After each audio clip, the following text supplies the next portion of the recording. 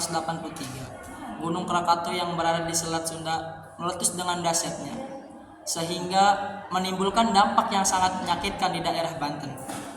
Bukan hanya pada bidang sosial dan ekonomi, tetapi juga keamanan yang terpecah belah. Banyak sekali penyakit berdatangan, daerah kekeringan, rakyat kelaparan, pembantaian sewenang-wenang, sampai kenaikan tarif pajak dari pemerintah Belanda yang membuat rakyat semakin membenci kolonial. Berbagai pajak dikenakan kepada penduduk, yaitu pajak tanah pertanian, pajak perdagangan, pajak pasar, dan pajak jiwa, yang mana besarnya di luar kemampuan penduduk akibat penderita.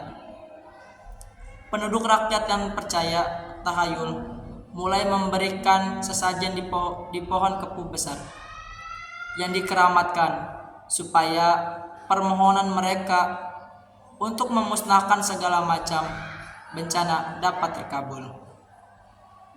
Seorang ulama yang bernama Haji Wasid, yang tidak ingin membiarkan kemusyrikan, beliau tidak diam ketika melihat seorang penduduk yang menyembah pohon. Beliau menegurnya dan memberikan peringatan Haji Wasid. "Sedang apa kamu? Mengapa kamu menyembah pohon itu?" Jawab orang lain, "Pohon ini sangat keramat. Ini akan membantu saya beserta keluarga saya dari kelaparan." Haji Wasid berkata, "Tidak seperti itu, Kang Ujang. Memintalah kepada Allah, bukan kepada pohon." Ketika penduduk Banten tidak ada yang mau mendengar larangan penyembahan pohon, Haji Wasid beserta muridnya berencana menebang pohon tersebut. Akibatnya, Haji Wasid dibawa ke pengadilan dan kolonial pada tanggal 18 November 1887. Haji Wasid dapat denda 70,5 duit builder karena melanggar hak orang lain. Murid dan pengikut Haji Wasid merasa tersinggung saat mengetahui menara musolah di Jombang tengah dirubuhkan atas perintah asisten Residen Gobel. Residen menganggap menara yang dipakai untuk mengalungkan adzan mengganggu ketenangan masyarakat. Faktor-faktor puasan sistem terhadap sistem ekonomi, politik, dan budaya inilah yang mengobarkan perlawanan petani dan ulama Banten. Pada tahun 1888, sejak bulan Februari hingga April 1888, para ulama dari Tangerang dan Banten mulai mengadakan pertemuan.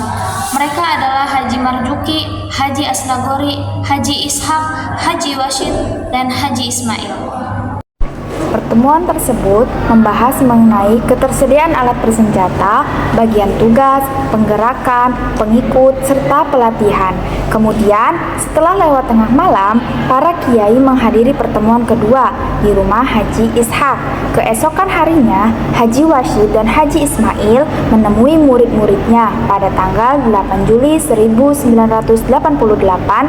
Diadakannya arak-arakan sambil memberi takbir dan qasidah Jombang Wetan. Kemudian Haji Tubagus Husain, mereka mengenakan pakaian putih dan membawa pedang serta tombak. Pada malam harinya, mereka dipimpin oleh Haji Wasid dan Haji Tubagus. Ismail menuju Seneja yang dijadikan pusat penyelenggaraan. Kemudian pada Senin malam 9 Juli 1988, serangan umum terdapat para penjahat kolonial di Cilegon. Dimulai Haji Tubagus Ismail dan Haji Usman memimpin serangan dari arah selatan. Pasukan dibagi ke dalam beberapa kelompok dengan tugas masing-masing. Ada yang menyerbu penjara untuk membebaskan para tahanan, ada yang menyerbu kepatihan, dan ada yang menyerang rumah asisten presiden. Dalam keadaan yang kacau tersebut, ada beberapa orang yang tidak disenangi rakyat berhasil ditumpas. Kekacauan ini tidak dapat diatasi oleh kolonial Belanda dan Cilegon dapat dikuasai oleh para rakyat, ulama, dan petani yang melakukan penyerangan. Namun, seorang pembantu rumah tangga, Kapels, berhasil melarikan diri ke Serang dan melaporkan kejadian itu. Menanggapi hal itu, Letnan Bat Holongin berangkat ke Cilegon bersama 40 serdadu untuk memadamkan penyerangan. Hingga pada akhirnya, Haji Wasid sebagai pemimpin penyerangan dihukum gantung, sedangkan 94 pemimpin perlawanan lainnya diasingkan. Semangat perjuangan para ulama Petani dan rakyat menjadi pemicu semangat untuk tetap berjuang melawan penjajahan demi mendapatkan kehidupan yang adil tanpa ditindak sewenang-wenang. Dimulai Haji Tubagus Ismail dan Haji Usman memimpin serangan dari arah selatan. Pasukan dibagi ke dalam beberapa kelompok dengan tugas masing-masing. Ada yang menyerbu penjara untuk membebaskan para tahanan, ada yang menyerbu kepatihan, dan ada yang menyerang rumah asisten presiden. Dalam keadaan yang kacau tersebut, ada beberapa orang yang tidak disenangi rakyat berhasil ditumpas.